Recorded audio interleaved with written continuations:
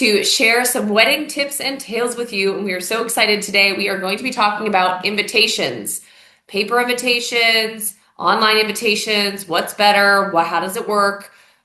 If you crave luxury but need guidance, then stay tuned for magic. Welcome to Wedding Tips and Tales with T.S. Wed, the podcast where we unveil the secrets to crafting the perfect luxury wedding. Join us for expert advice and insider tips that will make your special day unforgettable. Let's make your wedding dreams come true together. Hi, everyone. Welcome. My name is Taryn. And I'm Dani. And we are here from Taryn Stark Wyant Event Planning and Design. We're going to dive into it. But before we do, Dani, what are you drinking? I am drinking a Leinenkugel. She's doing it again. I want to be so clear, when we first got on here, I was drinking a LaCroix, and then she had a beer, and so I thought, I'll get a beer, and the only one I had cold was a Heineken Silver, which is like the healthy beer. Such a weird choice. Was the only one that was cold. Cheers. Cheers. I might switch. It's actually not bad. It's quite refreshing when it's so hot outside. Okay, so Danielle Marie, today we are talking about invitations for the wedding week experience. Right. What are your thoughts on this? Strong feelings. I have strong feelings. I know. The thing is, we have talked in other podcasts too about being sustainable and being realistic and not just doing things that are wasteful. And so I think sometimes that pendulum swings a little bit too far to either side sometimes, because I think that pendulum has swung to invitations and how invitations are, and this is true, wildly expensive and wasteful, right? That's a lot of paper. You're mailing it, that's postage, just all these things. And then, they keep maybe just one of the cards and then throw everything else away. And even then they throw everything away at the end. So I understand why there has been this big swing to online invitations, right? So this is emails that you're getting instead. Maybe it's paperless post, which I love. I use paperless post for every kid's birthday party ever. We'll tag that below. If you don't know what it is, we'll link it below. Oh, yeah, it's wonderful. I use it for every kid's birthday party. I use it for our Halloween party every year. Love paperless post. There's nothing wrong with an online text or email invitation for non-wedding things, especially destination weddings. There's so much information that is coming across in a destination wedding. So not only is it just the date and when, like where you're getting married, it's what hotel, it's room blocks, it's timing, it's attire, it's where your gift registry is. What am I missing? There's other things. There's so many. Well, and for me too, it's not just the pragmatic purposes of having a paper invitation in hand, which, as an aside, I think is especially important for our older generations. So like maybe even millennials can be considered older generations, but like even our parents, our grandparents, like they do not come from the digital era, and they really do need a paper document like with all of that information on it. Like that's just a courtesy issue. But apart from the pragmatic, I think also there is something to be said for setting the tone of the wedding experience with an invitation that just speaks volumes more than what an online invitation or like a wedding website is going to do. Can you speak to that? Yeah, so a wedding website is wonderful, and we should always have a wedding website that should be linked or that should be listed on your invitations. But the thing is, your invitations, specifically your save the date. So when we're saying invitations, we do mean the invitation suite, which is going to include your save the dates, your RSVP cards, your itinerary, your location, all the little nitpicky things that your guests need to know. So when we're talking about that, your save the date is the first look at your wedding that your guests have. It is the first experience they're going to have of your wedding. And if you are investing in your wedding, which not everyone has to, but if you're investing in your wedding, you want to set the right tone and the right expectation. And so especially when you're inviting somebody for a destination wedding, you want to make sure that they know it's going to be worth the travel, right? So if you're asking people to go to Italy, you don't want to ask them via a website or via an email that's not formal, that's not nice, it's not elevated, right? Like people, it's going to get in their junk mail, right? It's not this like elevated, hi, I know this is going to be a really long travel for you, but it's going to be worth it sort of vibe or feeling that your guests are going to have. Now, if you don't want guests to show up, that's fine. Send it as an email. But the paper is going to give them a real sense of what you're looking for. And it doesn't have to be the most expensive, debossed or embossed or whatever save the date of all time, but just having that physical piece of paper, magnet, whatever it is going to really give people a expectation of what's to come and what to expect and whether or not they should actually put effort into taking time off of work and looking up flights and actually saving the date rather than just being like, oh yeah, they're getting married, whatever. I think too, like what I always think about, because we get a copy, right? We get a copy of every single wedding stationery in the mail for each of our events. So like we get the save the date, we get the invitations. And for me, like there's something so cinematic and old school about receiving a letter in the mail addressed to you. It really does start the experience of your wedding week as a whole. Like it starts it months in advance. And how exciting, like how exciting is it when you get like even when my grandma sends like handwritten letters to me, I get so excited to have a piece of mail that's not a bill or like a Right. marketing envelope. Like I'm Right. so excited. Like, oh my gosh, I got mail. Like this is so fun. Like what an exciting experience. Like I love that. And I think that that really does start the exciting experience for your guests as well. Like they're going to be so pumped to have this actual physical thing inviting them to something fabulous and sensational. And I think, quite frankly, too, and I know we discussed like, millennials and older generations or whatever. I also, though, think I think for Gen Z, we want paper. Like, I'm not Gen Z, I don't say why I said we, but I think Gen Z also appreciates um, We are much older than Gen Z. much more than Gen Z. But like, we also just live such busy lives currently. Everybody, every generation lives really busy lives, especially Gen Z, that it can be hard to keep track of certain things. And so if you do an online invitation, like that wedding website, that invitation process has to be so clear and clean and have all the information and have no bugs and have no errors and always work versus a paper invite that says what they're invited to, which events they're invited to, what time, what the attire is. Like that's just you check that one time, it's right, you mail it, and then they have it and they can go back and reference that really easily all the time. Your email, like that can just get a little complicated sometimes. So, Tail, a wedding that we did not plan that I attended was email invitations, which was fine. I was not expecting a high end or even a medium end wedding. It's my But it was cousin's wedding. fun. Yeah. Um, but the invitation basically just brought you to their website and then you had to RSVP if you were coming or not. There were so many things missing to the point that I didn't know that I was invited to the rehearsal dinner. So I didn't go. And my parents went and they sat down and they texted me, said, Danny, there's a seat here for you. But at that point, it was too late. I wasn't dressed. My hair wasn't done. I was 20 minutes away. I had my kids. I didn't have a babysitter, like all these things. So it was much too late. But from like the wedding planner and me, I'm like, my cousin and her fiance paid for my Right. for me as a person to be there and dine and drink, and then I didn't come. One, I felt bad, how rude, but also I didn't know I was invited. Nowhere in the RCPs did they collect RCPs for the ancillary events. So how would I know that I was invited to the rehearsal dinner?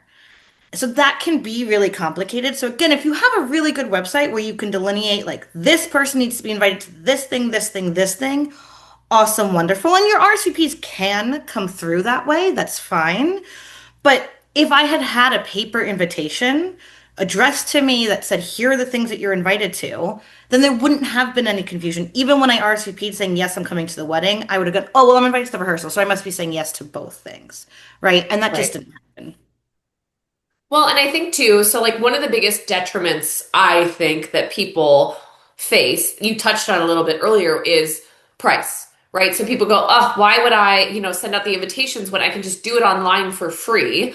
And if you're looking at some of these really exquisitely gorgeous invitation suites, like the design of those suites is thousands of dollars and the execution of them even more. And like that's money we can save. And so I think you touched on one option. One option is like you don't have to go with the most ultra high end of high end when it comes to your stationery. Obviously, if you're working with a planner, they're going to have a plethora of different options available to you that are going to be, priced at different price points. But if you're like, but wait, I love the beautiful stationery and I love that, but I don't want to spend $15,000 on my stationery for invitations, there is a loophole there. Like There. there is a way around that. And I think it matters because we've started doing this specifically with couples that have really exceptionally large groups. And they're like, we really care about the invitation suite, but we have 200 people. And so we don't necessarily want to use this exact suite for all of the 200 people, especially when Uncle Joe, 3 states over, isn't going to care two flips, but it's going to mean the world to grandma. What is that solution? It's different invitation suites for different people. So Correct. invitation suites can be multi-piece suites, right? You can have a page for this, a page for this, a page for this, a little pull-out for this, an envelope for this. The RSVP can be an RSVP card with an envelope sending back, right? You can have an invitation suite that's 10, 12, 15 pieces. Or you can have an invitation suite that is one piece with your wedding website on it. Mhm. So you can decide how many people need the full experience. And I would recommend this is like people that you know are going to come, that you know are coming, that you really want to come. These are the people that you send it to. It's maybe not your like sorority sister from college. Like maybe she doesn't need that whole thing, but like grandma, aunties, immediate family, anybody that you have that you really want to come, you want them to feel special, you want them to understand the level, the elevation, all of that sort of thing. And so maybe that looks like you order 20 of the higher end invitation suites that have all the fixings, and then you order 50 of the more simplified ones for everybody else. And that's perfectly acceptable. And it makes a lot of sense. It saves money. You're still giving out something that's tangible, and the people that need it are going to get it. Right. And I think it matters too. Like you want that to be from the same stationer, even if one set is super elevated and the other is a little bit more understated, because it is going to have a thread of continuity through it as well. And so people aren't going to feel like, wait a second, I didn't get the same invitation suite as mom did. Instead, I got this, thing from Etsy or from Costco printing. Like that feels icky maybe on the wedding day. It's like, no, no, no, you still got a really lovely product and it's still absolutely in theme with everything else. But you're not an immediate family member or member of the bridal party, and therefore you got a more simplified, understated version of the big kahuna. And the simplest way to do that too is if you're doing a like rehearsal dinner, who are the people invited to the rehearsal dinner? They Right. get the full kahuna, full invitation suite. And that's such a simple thing. Then, if person A talks to person B and they didn't have the same suite, it's like, well, person A was invited to these ancillary events, these extra things, and therefore that makes sense, right? So I think that's super simple. I think we would be remiss, Taryn, to not discuss timing in a conversation Yes. about invitation. Invitations.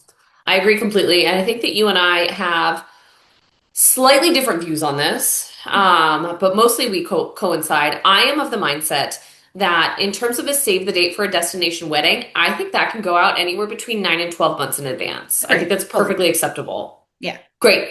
For the invitation itself, I think that should go out anywhere between 6 and 9 months in advance for the invitation itself, which is where I think we differ. I think you maybe tend to think it goes a little bit closer towards the wedding day itself.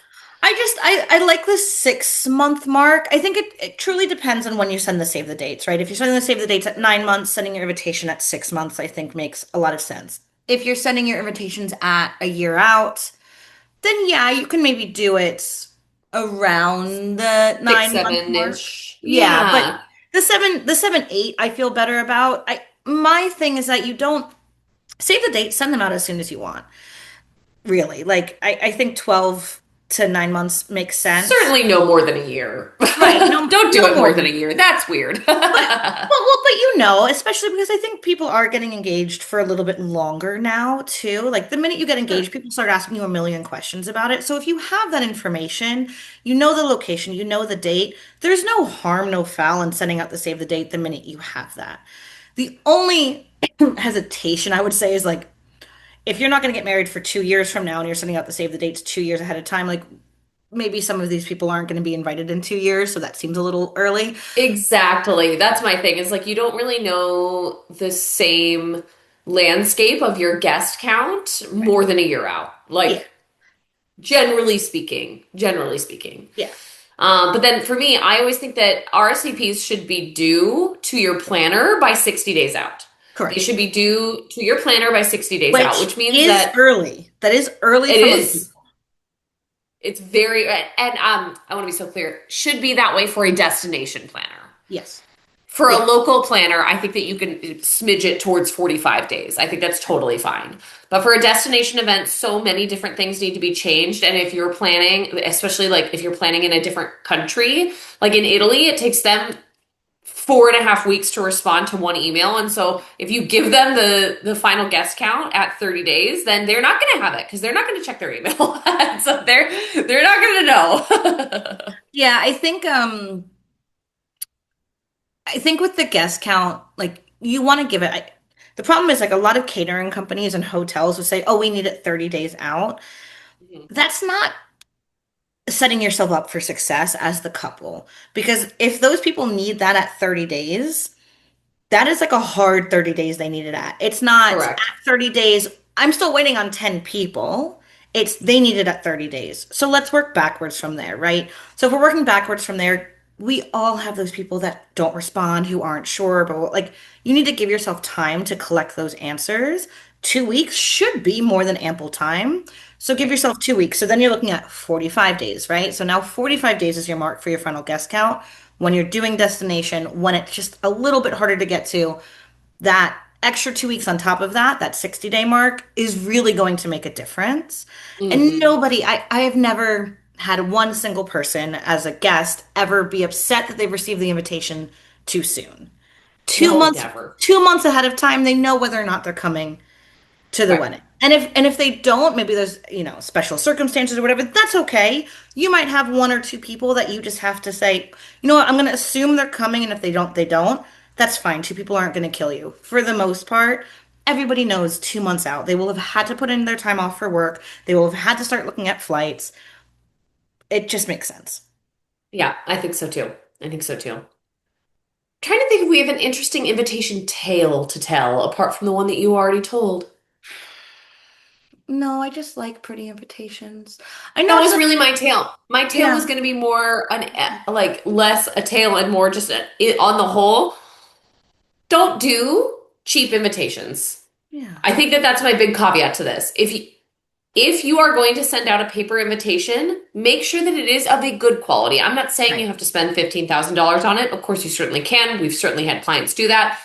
But don't let it be cheap. right, Like a birthday party invitation that comes home in your kid's folder. Like right. This this is is not a a birthday big, party. elegant event that people are investing to come to. They're investing their time, they're investing their money, they're investing their emotion. Like it's better, I would say, not to like go against what we said earlier, but I do in fact think it's better to do an online invitation well than it is to do a paper invitation poorly. Sure. Because then it's a part of that experience thing I was saying, right? Like the experience starts opening a cheap envelope that rips, and then it was Right. so flimsy that it accidentally ripped the invitation too, that was Right. printed on glossy Costco paper, and you're like, okay, oh, guess we're invited to a thing instead of like, oh my gosh, look at this. This is so cool. I can't imagine what the wedding's going to be like, Well, And again, so, I also think it's expectation setting. Like if you want all of your guests to come and you want them all in black tie and you want them in heels and you want them looking great,